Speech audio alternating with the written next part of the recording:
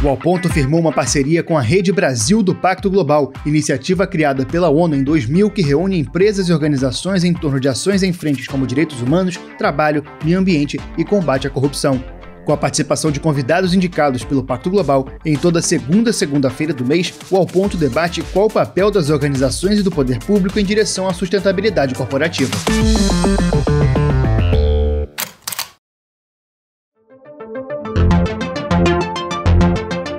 A TV Globo teve acesso à investigação que apontou corrupção das empresas que cuidam da comida dos presídios no Rio de Janeiro. A suspeita é que diretores do sindicato recebessem propina de empresas de ônibus para fazer vista grossa e não atuar na defesa de quem está na linha de frente nessa pandemia. Por mais de 20 anos, a empresa controlou um cartel de fornecedores, inclusive empresas multinacionais. Olha, se começar a procurar exemplos, eles não faltarão. Os casos de corrupção descobertos no Brasil pipocam diariamente, desde a pequena corrupção do dia a dia até as disputas por contratos com o poder público, nos mais diferentes setores empresariais e esferas de poder. Na última década, uma série de ações foram adotadas no país para frear o pagamento de propina, seja no campo investigativo ou institucional. O caso mais exemplar é a Operação Lava Jato, que desbaratou o bilionário esquema de corrupção na Petrobras, com o envolvimento das maiores empreiteiras do país. Mas a Lava Jato só conseguiu chegar onde chegou após mudanças significativas na legislação, que no começo de 2014 também passou a mirar o comportamento das empresas. A lei é bem clara, não é? A participação, o recebimento, o conluio, a combinação de questões de licitação, as empresas podem ser multadas de 0,1% do seu faturamento do último ano até 20% do seu faturamento do último ano. Então, são valores extremamente expressivos. A responsabilidade hoje é objetiva, ou seja, é igual com a defesa do consumidor. Faz-se a denúncia e a empresa tem que se defender. Mas apesar desses avanços, o caminho para combater as práticas ilícitas no mundo dos negócios é bem mais longo. O Brasil vem caindo no índice de percepção da corrupção da Transparência Internacional. Ocupa a 106ª posição no ranking dos países. O Barômetro Global da Corrupção, que é a maior pesquisa do mundo sobre a experiência concreta das pessoas em relação ao tema, revelou que 50% dos brasileiros acreditam que a maioria dos executivos são corruptos. E, naturalmente, esse não é apenas um problema do Brasil. De acordo com os dados da OCDE, a Organização para a Cooperação e Desenvolvimento, que forma o grupo das nações mais desenvolvidas do planeta, a corrupção movimenta por ano algo como 2 trilhões e 600 bilhões de dólares. Além disso, adiciona em 25% o custo dos processos de compra, o que suprime investimentos essenciais em áreas como saúde e educação. Mandados de busca e apreensão foram cumpridos hoje pela Polícia Federal em uma operação para investigar um suposto esquema de desvio de recursos públicos da merenda escolar em Formoso, Araguaia, na região sul do estado. A investigação envolve empresários e servidores públicos municipais. Os indícios de desvio surgiram depois que foram identificados problemas na qualidade dos alimentos fornecidos aos alunos. O que afinal desafia as empresas a romper com a cultura da corrupção? Ainda estamos muito distantes de outros países no combate aos ilícitos no mundo corporativo? E como o combate à corrupção se relaciona com as boas práticas sociais e ambientais? Esses são os temas do Ao Ponto desta segunda-feira. Eu sou o Roberto Maltic, estou com a Carolina Moran e nesse episódio conversamos com o diretor executivo da Rede Brasil do Pacto Global das Nações Unidas, Carlo Pereira. Ele analisa os desafios para combater a cultura da corrupção e relata os alertas que escuta dos empresários brasileiros que buscam adotar boas práticas de mercado. Fique com a gente.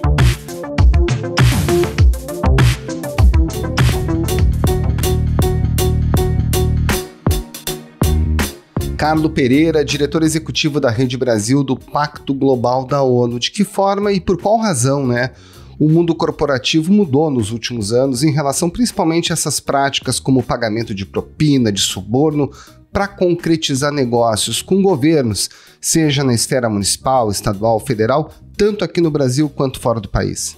Mudou muito e por uma questão muito simples, porque a sociedade não admite mais. Então, com isso, a sociedade não admitindo mais, não é mais permitido, no lado dos negócios, fazer negociações, seja no seu país ou em outros países, lançando mão de artifícios como corrupção, como propina. Então é isso, gente, nada além do desejo da sociedade. A sociedade entendeu a questão e pede, exige mudança, exige ação, porque entende que a corrupção corrói o tecido da sociedade, a corrupção faz com que a gente deixe de ter escola, deixe de ter hospitais, a gente deixe de ter o que a gente deveria ter, e até as coisas mais fundamentais, a gente perde muitas vezes o direito à vida por conta da corrupção. Carlos, se a gente comparar o Brasil com outros países da OCDE, o quanto a gente ainda está longe das melhores práticas mundiais contra a corrupção no mundo dos negócios? Olha só, quando a gente trata de país, a gente sem dúvida vê que o Brasil, infelizmente, fica muito mal colocado nos principais índices que estão por aí, tá? Quando a gente vai para o setor privado e a gente olha as grandes empresas, a gente tem que reconhecer que principalmente pós-Lava Jato e principalmente, claro, e aí vem a força da Lava Jato pós a Lei Anticorrupção, 2013, então. Agora a empresa que cometer esse crime será punida. Antes eram apenas os funcionários, diretores que respondiam por isso. As empresas elas passaram a investir muito mais em áreas de compliance, né? Elas começaram a se estruturar, tentar internalizar a integridade cada vez mais. Então eu diria que quando a gente olha as grandes empresas brasileiras, elas estão sim tão avançadas quanto em países desenvolvidos, né? E respondo por quê? Porque os países desenvolvidos também lançam mão de legislações que proíbem atos de corrupção das suas empresas em outros países, ou até mesmo, por exemplo, o FCPA, que é a Lei Anticorrupção no estrangeiro dos Estados Unidos. Qualquer empresa, pode ser uma empresa brasileira, se tiver qualquer relação com os Estados Unidos, pode ser por ser fornecedor, pode ser por investidores mesmo, tá? Essa empresa, então, responde à legislação americana com relação a atos de corrupção. Então, o que acontece? O cerco fechou.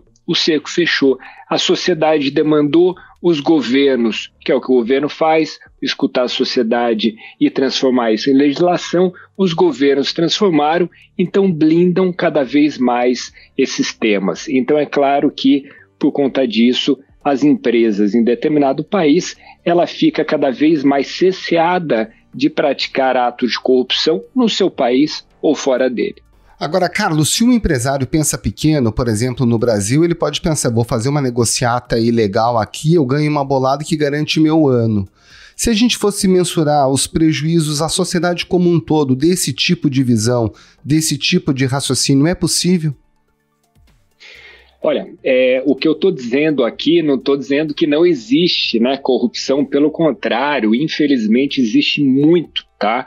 Dados do OCDE mostram, gente, que a corrupção ela movimenta 2,6 trilhões de dólares por ano, né? Então eu estou falando aqui de PIB brasileiro, mais que o PIB brasileiro de corrupção. Então tem estudos feitos, né? Isso diretamente. Se a gente colocar indiretamente, por exemplo, que a corrupção adiciona também 25% de custos de processo de compras, né? E aí isso leva a 5% do PIB global, que deixa esse número ainda mais estratosférico. Se a gente quiser trazer para a nossa realidade, né, a gente tem que ter clareza de que isso exacerba a pobreza e a desigualdade. Tem só para dar como exemplo para vocês, gente, a gente está falando nesse dinheiro em resolver, por exemplo, toda a questão de infraestrutura do mundo, que a gente sabe que a gente precisa tanto. Ou não só isso, a gente fala em, por exemplo, tirar 1,4, isso dados da União Europeia, 1,4 bilhão de pessoas que vivem em extrema pobreza, abaixo de $1,25, a gente fala em tirá-los dessa situação por pelo menos 6 anos. 1,5 aproximadamente bilhão de pessoas. É disso que a gente está falando. A gente está falando em resolver saúde. A gente está falando... Então é muito interessante a gente ter consciência disso, de que muitas vezes a gente não consegue ver um rosto da corrupção.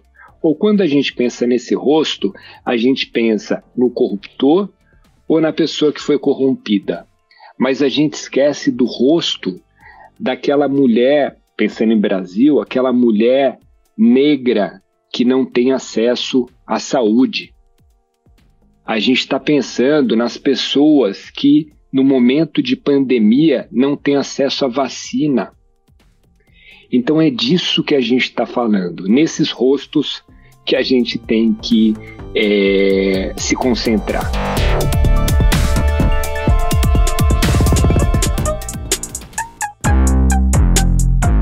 Carlos, como é que é o trabalho da Rede Brasil, do Pacto Global da ONU, esse trabalho de conscientizar empresários para abolir, rejeitar essas práticas de corrupção?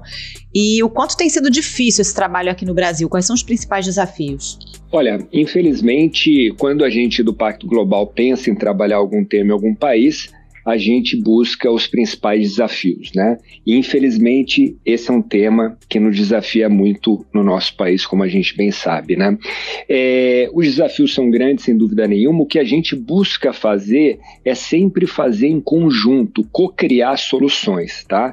Então, por exemplo, talvez o tipo de iniciativa que eu mais gosto do Pacto Global aqui no Brasil, que são as ações coletivas anticorrupção, tá? Então, a gente reúne ali os compliance officers, né, as pessoas responsáveis por compliance, os presidentes das empresas, para discutir quais são os problemas da corrupção naquele setor, tá? Eu participei muito dessas reuniões, né, e parece óbvio, mas não é.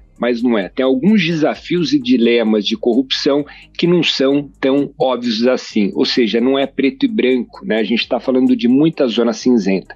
Então o que a gente faz é reunir todo mundo, reunir também outras instituições da sociedade civil e reunir também, por que não, o governo, para que juntos a gente chegue nas soluções, tá?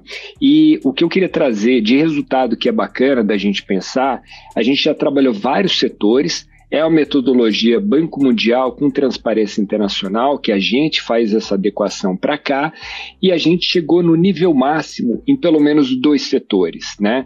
Então, o setor da construção civil e o setor de limpeza urbana. E o nível máximo é o estabelecimento de uma instituição para autorregulação do setor nessas questões, né? O empresário, gente, já percebeu que a corrupção destrói muito valor na empresa. A Justiça de São Paulo aprovou hoje o pedido de recuperação judicial do grupo Odebrecht, no valor de 83 bilhões de reais. E outra, né? Além disso, também a gente sabe que as grandes empresas, elas estão muito no foco, né? Então é claro que hoje em dia uma grande empresa cometer algum mal feito com relação à corrupção é um suicídio, né? E da escuta dos empresários, o que você extrai desses desafios para implementar políticas que lutem contra a corrupção e que desestimulem as empresas a esse tipo de prática? Sem dúvida, o que a gente escuta dos empresários é o quê? Que a gente tem muitas vezes ali uma cultura da corrupção, né, por parte de poder público e até por parte de outras empresas, e é difícil você vencer isso, né? Eu estou falando muito nas grandes empresas. O que elas reclamam muito hoje em dia é o quê? Que tem atores pequenos, médios, que estão vindo querendo praticar essas coisas antigas, entre aspas, ou seja, entrar nas práticas de corrupção, né? Então, até por isso que tem interesse por parte das grandes empresas de que a gente consiga ser cada vez mais efetivo nesse trabalho, que a gente sabe que é óbvio, né? A corrupção, ela faz com que o mercado deixe de ser justo, né? Porque quem lança a mão de corrupção é óbvio que vai ter ali uma série de incentivos, vai ter uma série de facilitações que prejudicam o concorrente, né? Então, por isso que as empresas elas querem mais e mais que a gente seja, e quando eu digo a gente, né, não só o Pacto Global, mas o Pacto Global com essas instituições todas, empresas e não empresas, para que a gente consiga deixar o mercado cada vez mais justo. Mas você acha que a gente tem uma progressão aqui no Brasil no combate à corrupção ou enfrentamos retrocessos? Não, sem dúvida a gente tem uma progressão, mas sejamos muito, muito claros aqui, né? Isso é dinâmico, né? Isso vai e volta, infelizmente. Então a gente tem que ficar muito atento. A gente viu, por exemplo, agora a OCDE nos colocando ali em observação. Isso foi inédito. Então a gente sabe que o arcabouço legal, por exemplo, no Brasil melhorou muito, né? Colocando ali, obviamente, uma pressão sobre as empresas, mas a gente sabe que mesmo no arcabouço legal a gente precisa melhorar muito. Para além de legislação, a gente sabe que os órgãos têm que funcionar, né? Então cada um na sua caixinha tem que ter liberdade para funcionar de maneira bastante efetiva, né? Então, a Polícia Federal tem que trabalhar como tem que trabalhar, os órgãos de controle tem que trabalhar como tem que trabalhar. Então, é disso que a gente precisa, né? E a gente sabe, mesmo no setor privado, a pressão é crescente e acumulativa, tá? Só que isso não quer dizer que não haja retrocesso, né? A gente sabe que muitas vezes, por exemplo, as áreas de compliance, a gente vê como sendo áreas mais de investimento do que custo. Inicialmente pode ser sim um custo. Então a gente sabe que é claro que quando os órgãos de controle deixam de funcionar, você tem retrocessos na legislação ou algo do gênero, é claro que muitas empresas vão voltar a enfraquecer as suas estruturas internas de controle.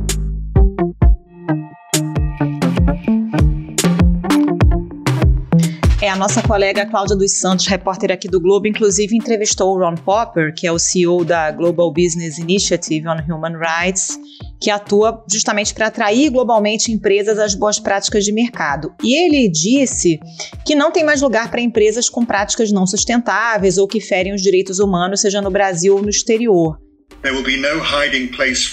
Não vai ter lugar para companhias ao redor do mundo, inclusive no Brasil, para se esconder dos impactos causados por sua atuação em relação às pessoas e também ao meio ambiente. Eles serão forçados pela lei, tanto internacionais quanto as leis dos próprios países, e isso é particularmente novo.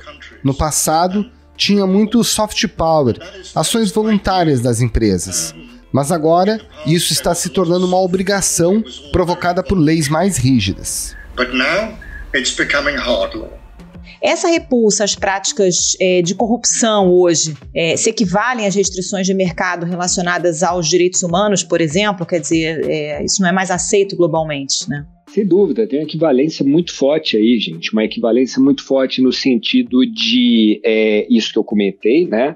E que você trouxe também, que a população já não admite mais, e quando a população não admite, os investidores também não admitem, né? Vamos lá, o Larry Fink, fundador e CEO da BlackRock, que é a maior gestora de ativos do mundo, 9 trilhões sob gestão.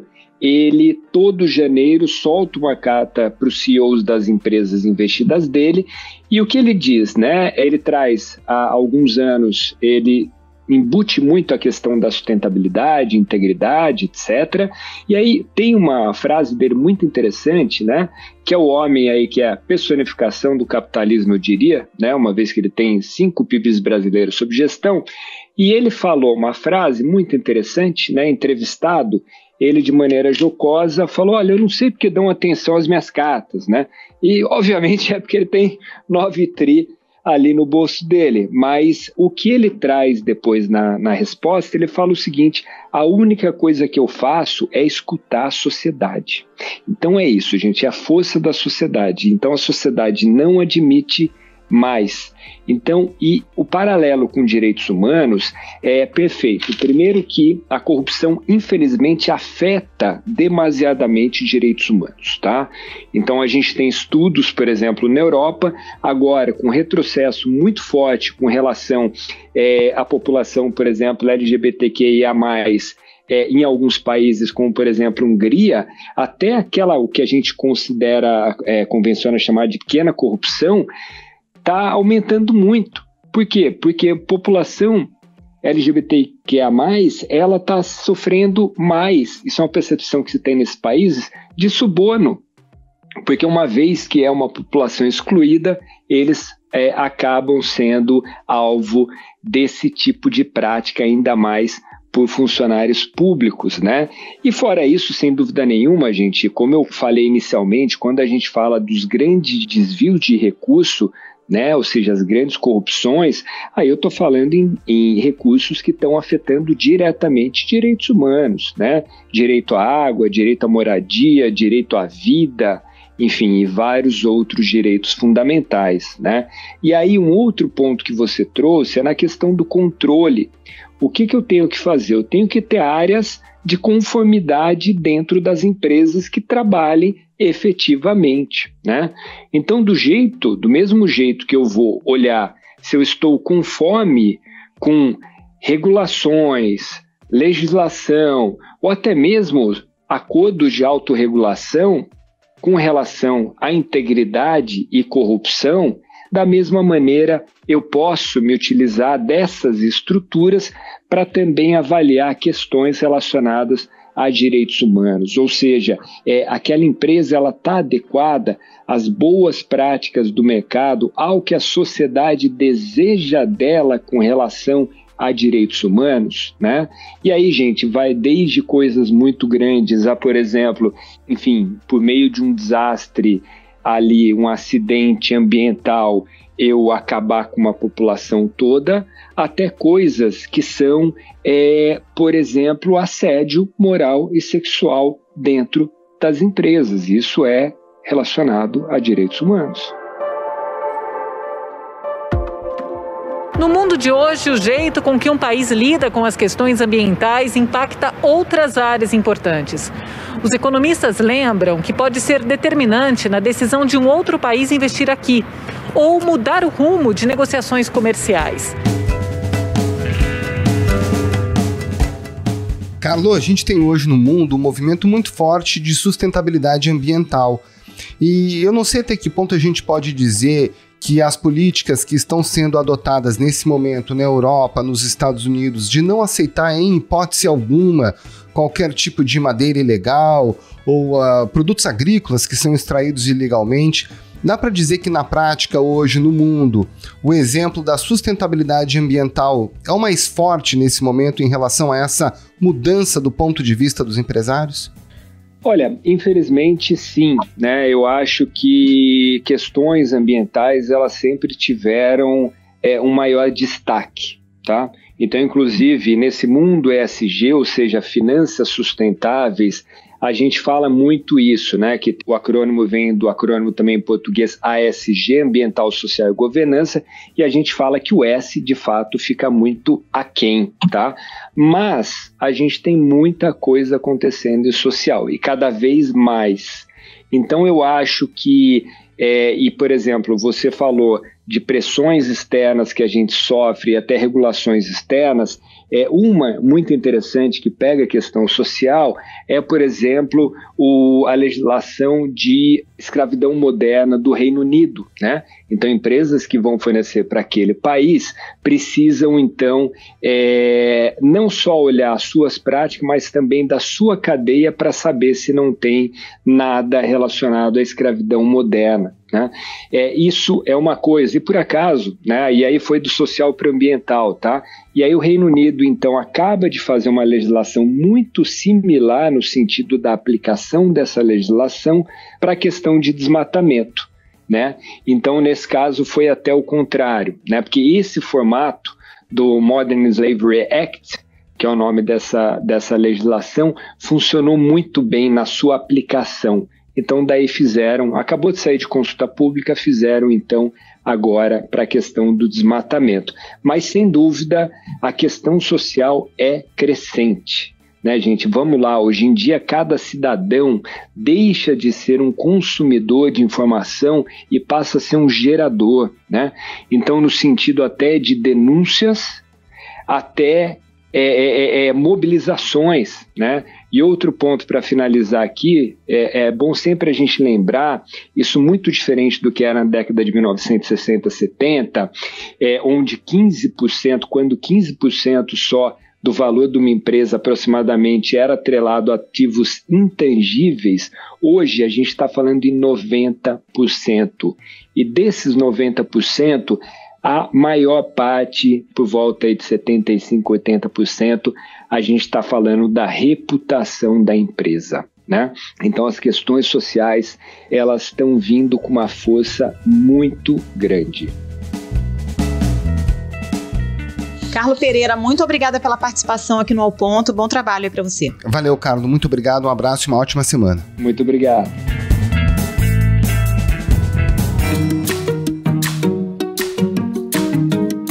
Esse foi o Ponto de hoje, o podcast diário da redação do Globo. Nessa conversa a gente conta com a participação de toda a equipe do jornal, as mesmas pessoas que levam até você informação e análise de qualidade todos os dias. Quer saber mais? Assine o Globo. Acesse assineoglobo.com.br e confira todas as notícias e reportagens especiais. A edição é do João Guilherme Lacerda. Tchau. Até mais.